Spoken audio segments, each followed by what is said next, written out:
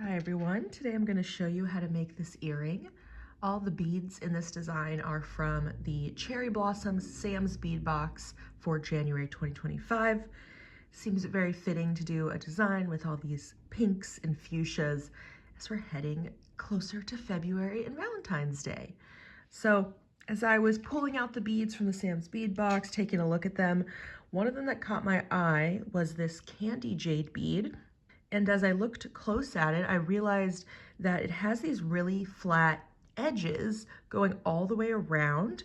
And so that just is gonna make it really easy to stitch onto. And so that's what I did. I did 2 rounds of stitching. You can see there's that like all pink row right against the candy jade, and then I have another row here with extra beads. So today will be a tutorial to show you all the details of how to make it. For materials, all the beads are from the Sam's Bead Box for January. So we have the candy jade beads. We have these little hibiscus flowers. I think they're about 10 millimeters. So we're just gonna need one of each of those. For seed beads, there was a mix of 11 seed beads in the box. I decided to use 2 of the colors. I thought it would be fun to use this like pink opal as well as the crystal AB. So I've sorted out some of those 2 colors just so it's all ready for me for this design. I also used these cubic zirconia beads, these faceted rounds in like a light pink tone. And then for just kind of basic items, for thread, I'm using 1G, but you could also use something like Fireline or Wildfire. I started by using 1G because I was thinking about doing fringe, and so for that I want a thread that like has really good movement. This does, maybe you could sort of say that it has a little bit of fringe with that little flower at the end, but that's not something that's moving around, so I definitely don't need to use 1G, but that's what I started with, and then just an ear wire for the top. So let's get started. I've cut some of my thread and I've put it on my beading needle. I've done about a wingspan worth. I'm guessing I'll only need about 30 to 40 inches of this, but a wingspan is my go-to length. So got that on my beading needle, and now I'm gonna start from the bottom to the top, go through my bead. The goal here is to make a sort of base of thread that we can do all of our embellishments on.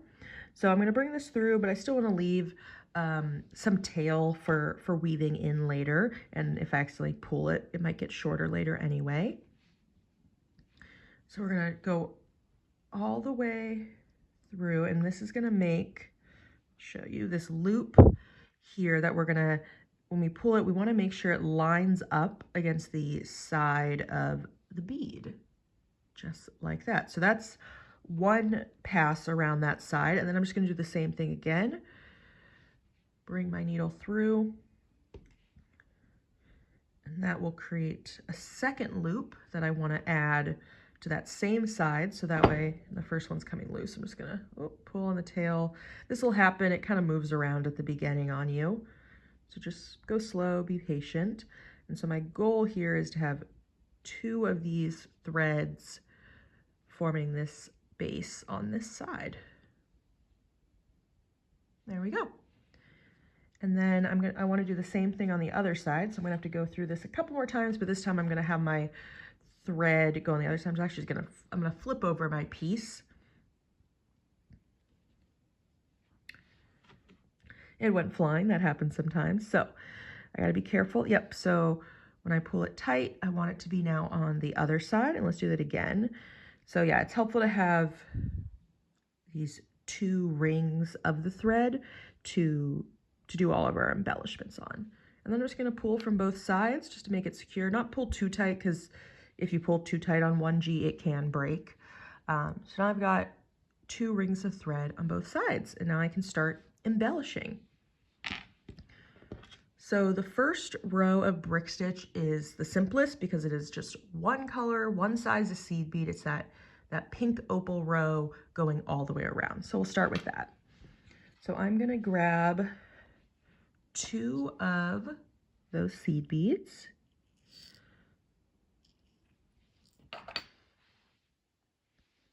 bring those down.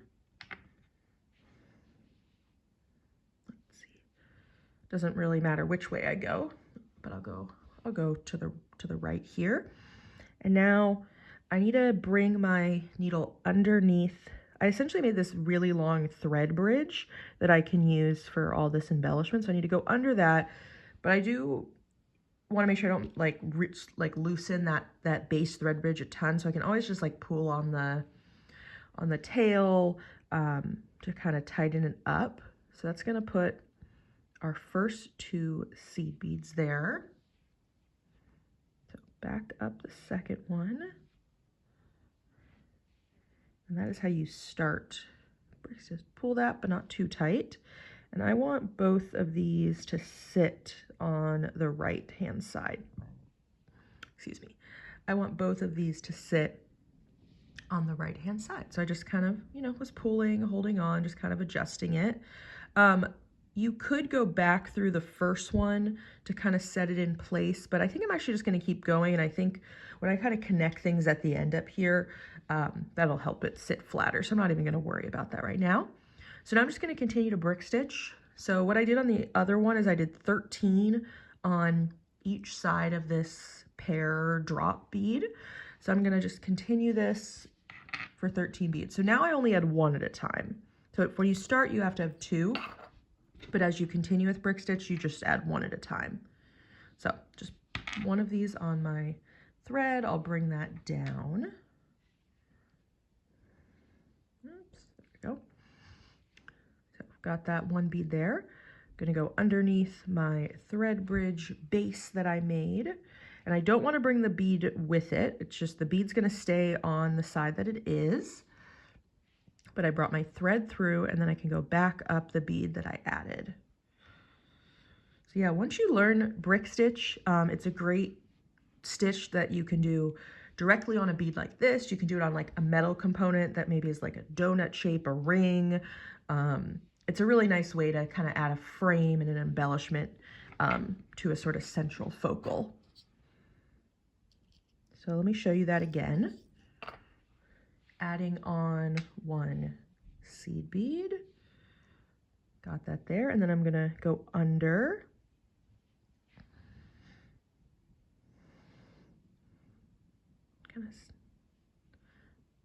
That's sitting there right next to it, and then I can go, now that I've got under the thread bridge, I can go back, oh, it got a little loosened.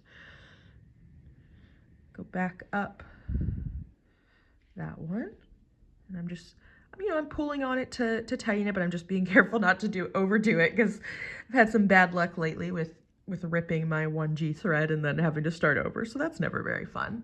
So let me show you that one more time before I kind of just speed up along to do this full side. So add my 1 bead.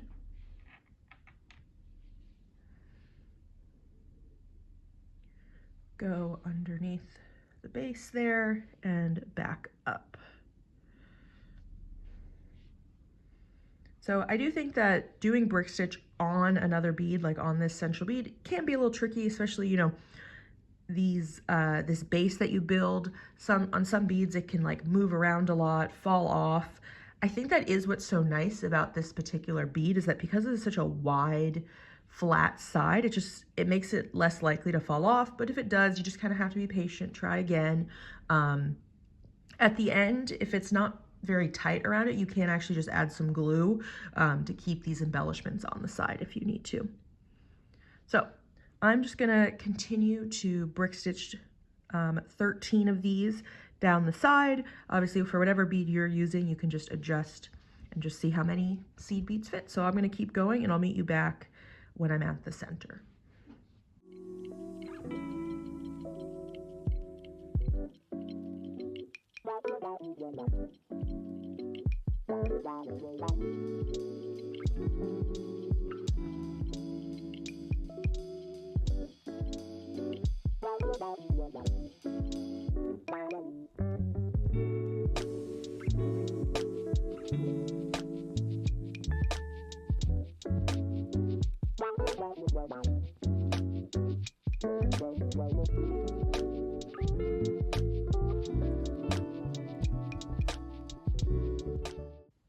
So I have 12 of these on here. So I just need to add one more to this.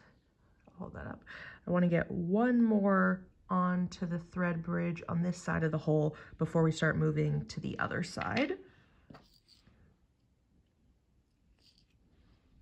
So same as always, just getting that tail out of the way.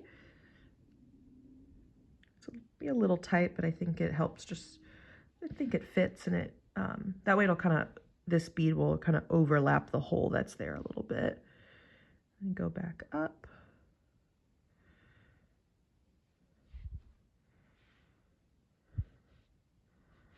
Okay, I do have my tail here. To make it easier to weave in later, I think I do want to get that tail up through this bead I just added. I think it'll just, later on when I'm weaving in, it'll be a little easier to do. So I'm just going to add actually just a different needle onto my tail thread. And just go up the last bead that I added. And that's all. That'll just be a nice thing for future me. All right, so let's continue. So we fit 13 on that side. You can actually see that we've really, you know, we've filled this up from all the way at the top, all the way around. This last one is now actually covering the main hole of that main bead there. So definitely can't even see the that base thread bridge anymore to add any more. So I'm adding, but we're going to move on to the other side, so I can still add on another one. And now this time I'm starting to use this base thread bridge that's on the other side. So exactly the same, just go underneath it and go back up. Awesome. Oh, this is so cool. This is as I was designing, this is where it started with just this like deep ruby fuchsia with this pink opal around it. Like, I just love the contrast. Like, these are obviously, you know, they're all pink colors, but because one's so much darker and lighter, oh, I love it. It made me so happy. Like, I started just by making this ring around it, and then I was like, okay, what do I do next? Do I want to add fringe? Do I want to add a second row brick stitch? And I played around. I tried out a couple things, and ended up at what you saw at the beginning. So I'm going to continue this now. Now I'm going to add, I already added one, so this is my second on this side, and I'll do 13 on this side as well, so it's even.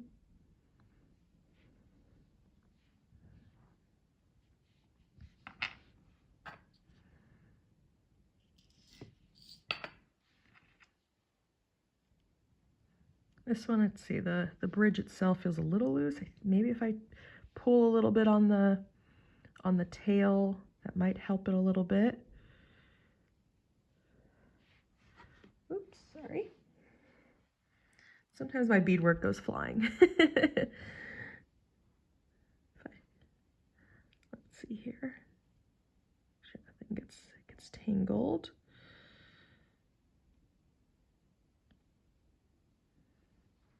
Made some sort of knot through this, so let's see if I can undo that. Okay, fixed. Just wanted to figure that out before I pulled anything very tight, because then it's way harder to get out a knot.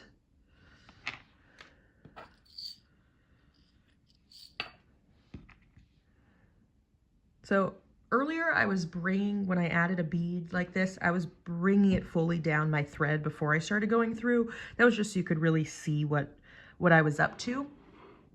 But what I really like to do is actually, I just keep it there at the end of my needle and then go underneath, and it ends up just as I pull through, it makes its way to the end of the thread. So that just kind of saves you a motion, a movement, and then back up through. Let's see, I think I'll just pull on my tail thread a little to try to keep this base firm. So far I have added 1, 2, 3, 4 on this side. So I just need to continue until I've added 13 on this side.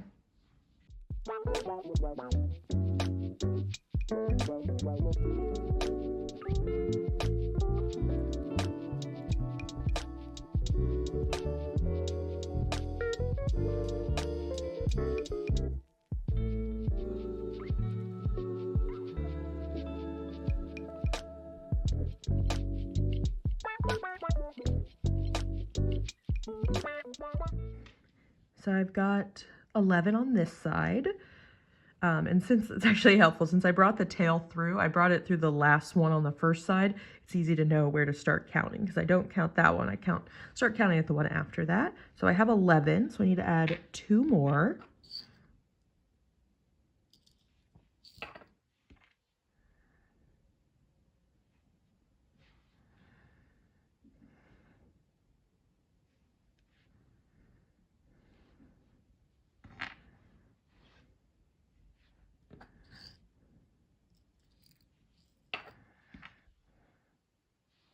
So I'm gonna add 1 more.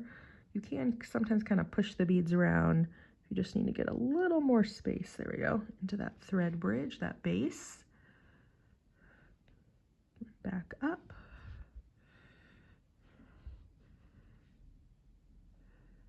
Do any adjustments that I feel like I need to do to make it sit nicely. And there we go. We have fully encircled our focal bead. So that's the first row. And now we need to add our second row, which is where we get to have even more fun. This is where we get to add the cubic zirconia and our little flower there. So I am coming out of this seed bead, and to start my next row, I am gonna add 2 beads. But just like before, you know, on that first time we started with 2 beads, but now it's not 2 seed beads. So looking at my first design, I need 1 of the cubic zirconia, the little 3mm faceted round. So 1 of those, and then now I'm switching over to the crystal AB seed bead in the mix.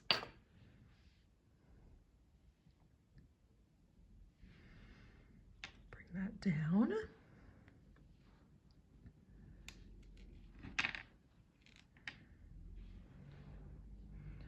Okay, so now the question is, which thread bridge do I go through? So in my case, I want to go through the second one. So there's my first 2 beads right there. There's the thread bridge between them.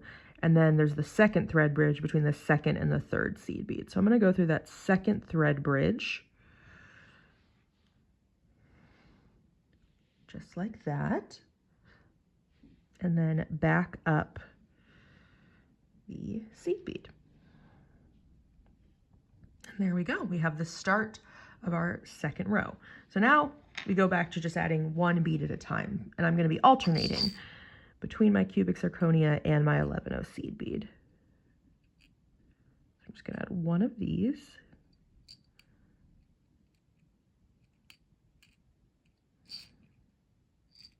Just trying to find the hole on one of these. They're a little hard to see. There we go. So just grab 1 of those. I'll just bring it down. And then I'm just going to continue to use the next thread bridge. So I'm going to use each thread bridge once. In some designs, when you're going on to the second row, you sometimes end up like using the same thread bridge, the same path between 2 beads, like more than once. But for this, I just used each one once. So back to the crystal AB seed bead, the 11-0.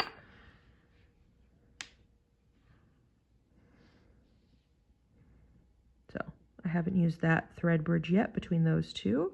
All right, I am seeing this all getting a little more, moving around a little bit. I'll try holding onto the tail. I don't know if that's even going to make a difference. I can could try to pinch the whole thing a little more.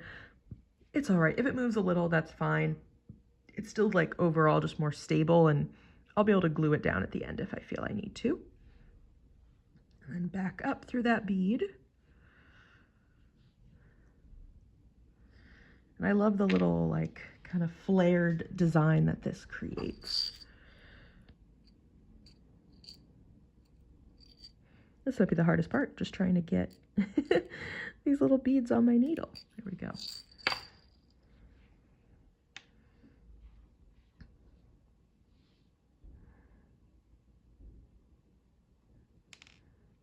Yeah, because this thing is kind of moving around, it ended up being a little looser. I'm just kind of going to pinch the whole thing as I push through, so that way as I push through my needle isn't just taking all of it off the side, and then back up.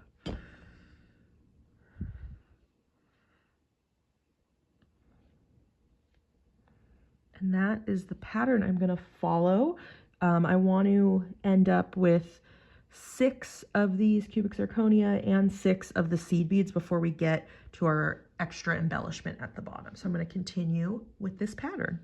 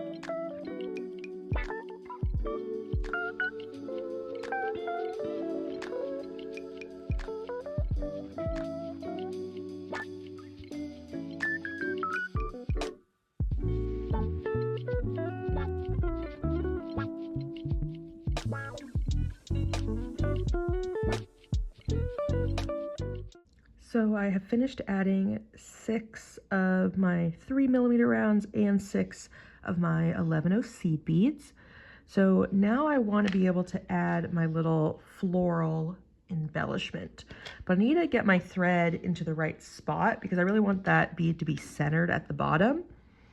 Since I did 26 beads all the way around, there are really 2 beads here at the bottom that form the center.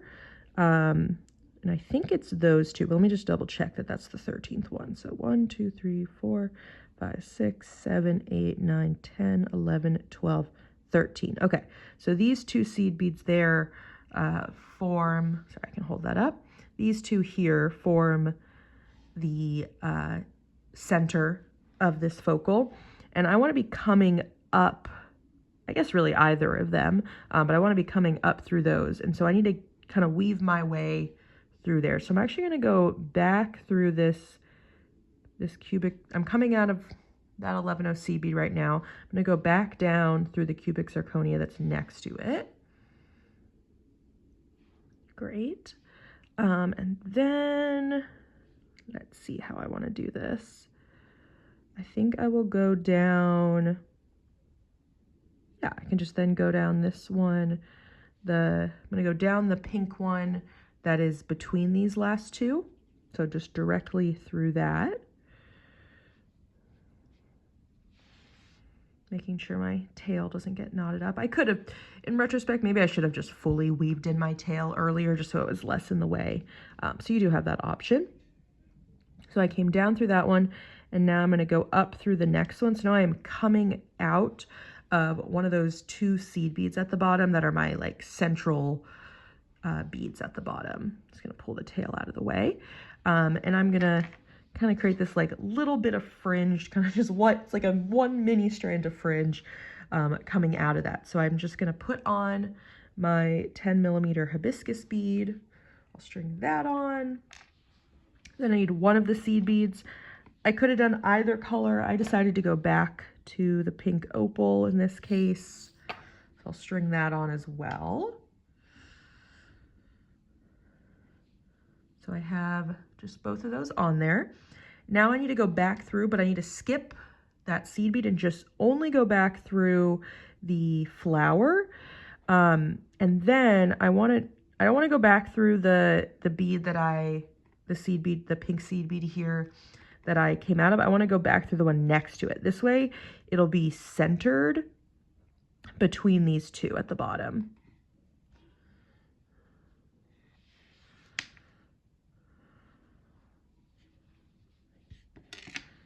So one thing that can help when pulling it tight is just to put your nail over that seed bead and then pull.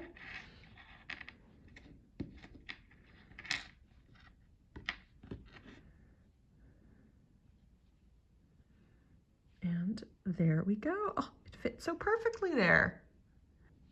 So I'm coming out of that seed bead right there. That's where my thread is coming out of.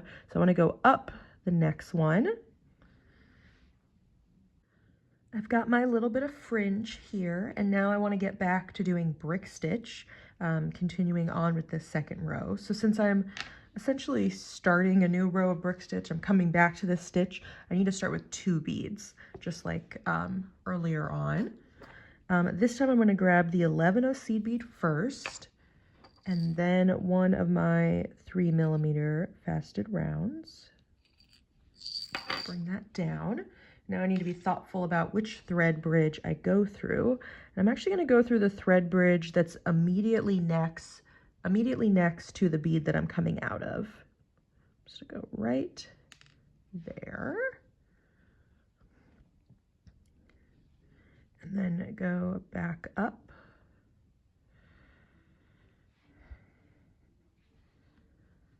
So now I have these 2 little 11/0 seed beads framing my flower at the bottom. So I kind of liked that look. It was almost as if instead of just it kind of continues with this pattern, but instead of a cubic zirconia being in the middle of my seed beads, I have this little extra flower.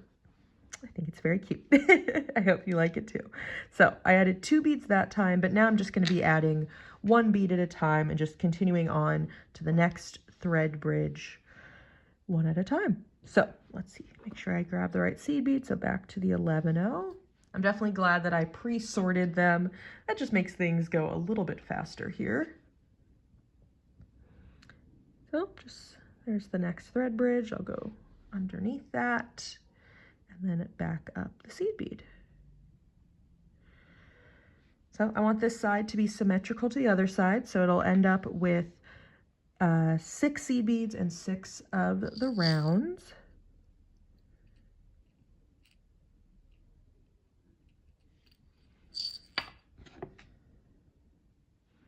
And if this side starts to move a little bit, I can kind of pinch. And what I'm doing here is I'm pinching my candy jade and I'm pinching my bead weaving together. And that way when I go take my needle through that thread bridge, all my bead weaving doesn't like move around a ton. Just pinching it down can really help. And I'll just keep pinching as I go back up through and pulling that through.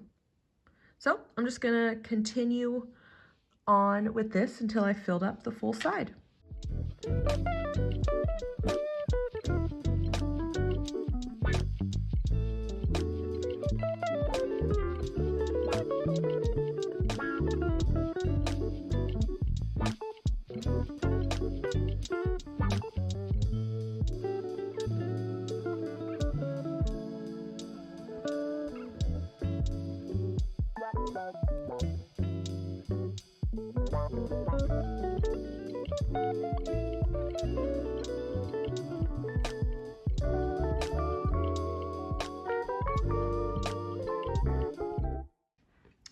So let me check back in with you all and show you where I'm at.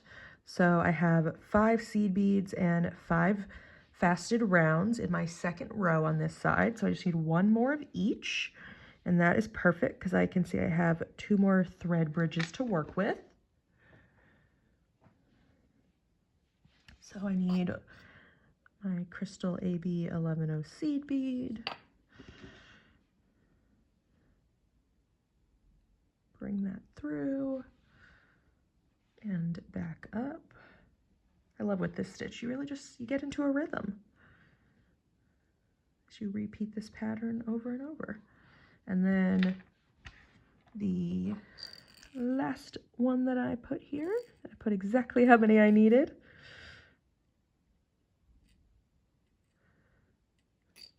I've got the perfect spot for that.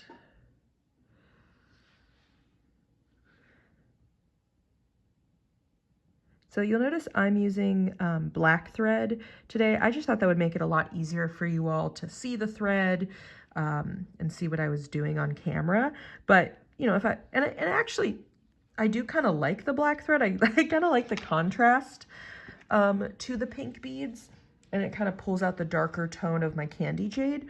But, you know, I might have gone with a lighter tone of the thread so it blended in more. So that's just something you can consider doing. If you don't want to see your thread as much, I wouldn't use a black thread. It stands out against these pink beads.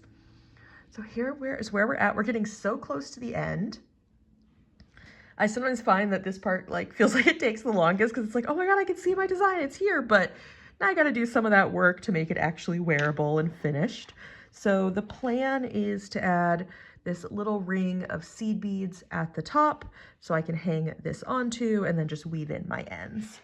So I decided to do my ring using seed beads. You could also like maybe use a wire guardian or, you know, whatever technique you like, but I'm going to add 5 of these.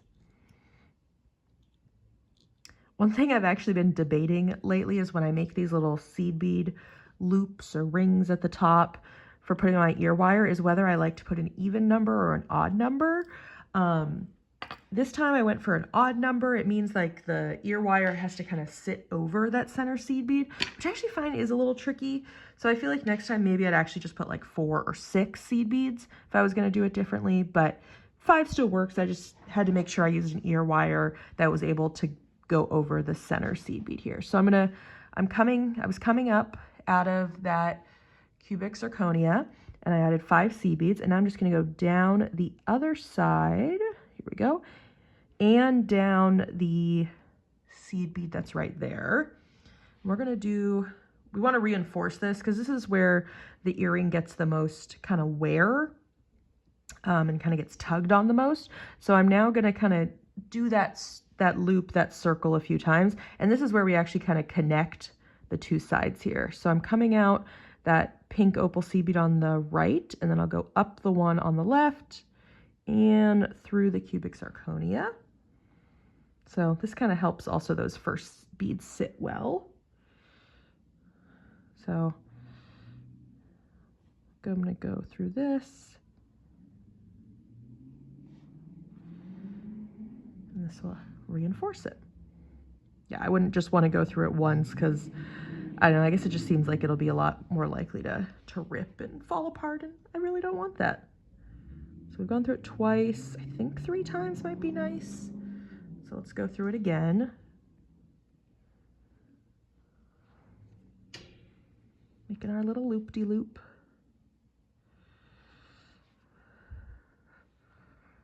Kind of, you can see me kind of pulling on the seed beads because I just want to make sure they have a nice shape to them, that they're not like flat across.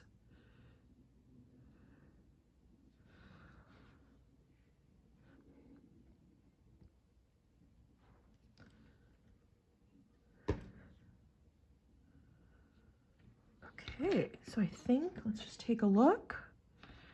We have got a match with the first one, and now I just need to weave in my ends. So I'll show you how I like to do that. And let's see, I kind of was very curious how much thread I'd have. So I've got like half a wingspan left. So I really only used half a wingspan in total, but at the beginning I cut my thread to a full wingspan. That's my go-to. I find it works well. I don't mind losing a little bit of thread at the end. I just like, especially because when I was starting this design, I didn't quite know what it was going to end up as, how much thread I would need. But yeah, so for weaving this in, I'm actually going to weave it in only through that first row of seed beads, through the pink ones. I think that way the thread will be more hidden when I weave it in. If I wove it in and I use the top row, all this thread would start to get a lot thicker, and especially using the black thread, I think it would just really stand out. So I'm going to end up kind of weaving back and forth through these pink ones. And part of what I do to make it feel secure is that instead of just going like, back and forth all the way down, I'm going to like do some loops in there. And I'll show you what I mean by that. So I'm coming down this one at the top. So I'm just going to go up the one next to it. And again, I'm just staying in this bottom row of pink seed beads. Not going to go back up to the top. I'll just go down the one next to it.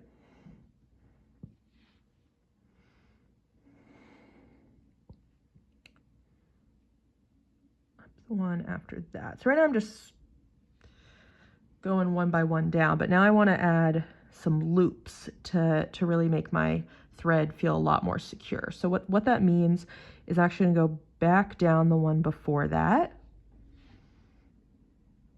and then go up this one again, and you can see I'm I'm looping between these two a couple times. Back down. And this to me is what, without actually doing a knot, still makes my thread a lot more secure. My needle fell off the end as I was pulling, so just put that back on. It's up to you how much you think is necessary. I like to do that a few times. So I've looped through that a few times. I'm going to go down some more and then do another loop between some other beads.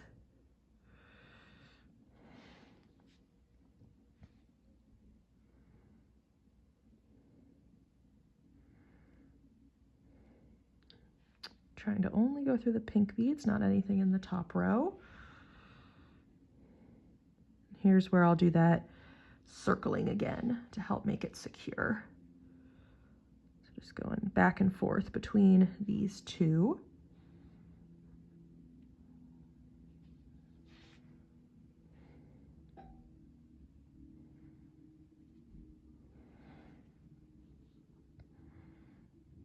And then I don't like to cut it right after this. I like to, so, you know, I've gone back and forth through these two, and then I'm just going to go down a couple more before I cut off.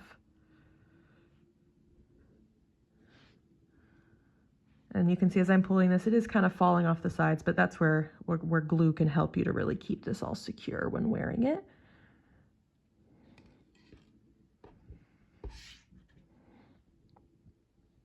And it'll vary. I mean, especially if you're newer to this technique, it's probably going to end up being a little looser on the sides. Over time, you might get better at making it kind of tighter. But I've gone a little bit more, so now I'm just going to cut it off. I'll grab some flush cutters. You might also have a thread burner. And I'm just going to pull it tight and cut that off. So hopefully that end will kind of tuck into the bead that it's on. All right, now I have that tail thread that's been bugging me since the beginning. I want to weave that in. I guess one benefit of waiting to weave it in is that I think I'm actually gonna, I wanted to go through the fringe maybe at least one more time to make that more secure. I could have done that earlier on when I initially added it, but since I have this tail here, I'll just weave through it again just to make this little bit of fringe a little more secure. So let's see, right now I'm coming up here on the right. So well, I guess it'll depend if I flip over my design, but let's go up through the flower. Sorry, that was off camera. Up through the flower, then through this bead at the top, back down through the flower. If I can get to the hole. There we go. And then up through the other seed bead that I was not on before. Okay, nice. That just feels a little more sturdy. And now I need to weave this one in. So I'll do the exact same thing I was doing earlier. I'm trying to see if I can tell which side I think this looks like the thread is a little thicker on that side. So I think it's over here that I was weaving in from the top. So I'm going to go the other direction, just so I'm not putting like so much thread all on one side. More like, I feel like I'm more likely to break a bead if I just, end up going through it way too many times. And that would be very disappointing at this point. So just like before, I'm just going up and down this first row of pink beads. I'll do some looping and then cut it off.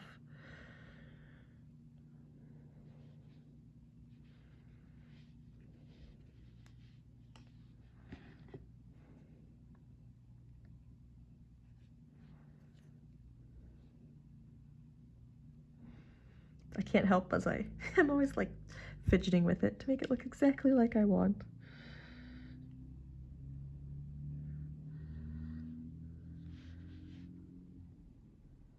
Yeah, I feel like weaving in sometimes give me the part that you just don't do and then you never actually wear your jewelry. Like you do all the fun parts and this part feels like the chore. And so I might have some pieces of jewelry waiting around where I've really done everything except for weaving in the ends. And I really just need to finish them so I can wear them. I'm excited to wear these earrings. Oh, don't want my thread to fall off the needle. So you can see I went back and forth through those 2 beads a few times. Now I'll go up some more, and I'll do that one more time before I cut the extra thread.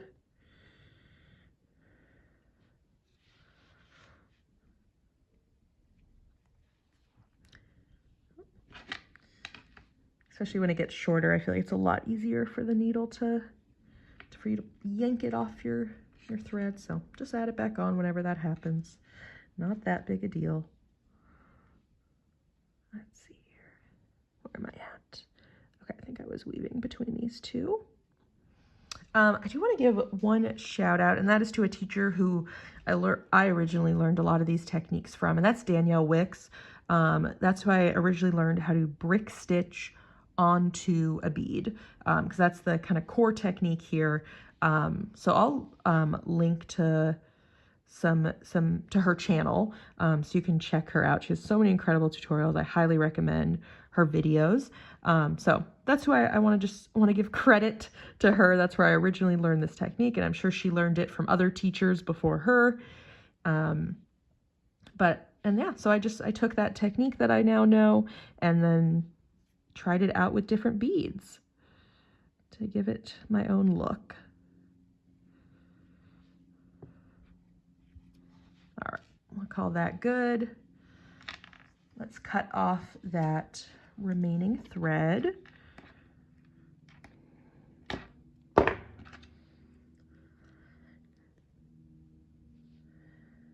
Oh my gosh, it's so sweet. I just love this color palette.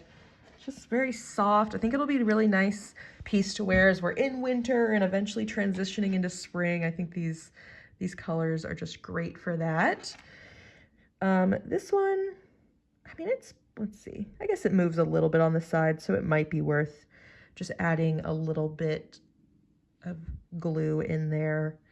But I don't know, if I wear it, I'm not actually sure if it'll actually fall off. It might be secure enough. So I want to wear these, so let's add an ear wire. I gotta find where I put it. Oh, there we go, hiding underneath.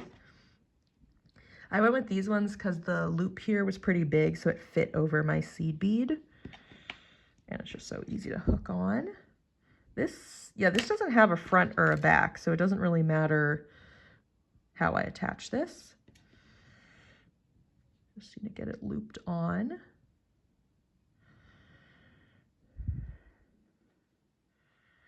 And then close that up. And there we go. I now have a complete, sorry, I can't stop fidgeting with it. Does anyone else like this with their bead weaving? I'm like, gotta make it look perfect. Here we go. All right. Oh, I'm so happy. I now have a complete set of earrings that I have made and can wear out.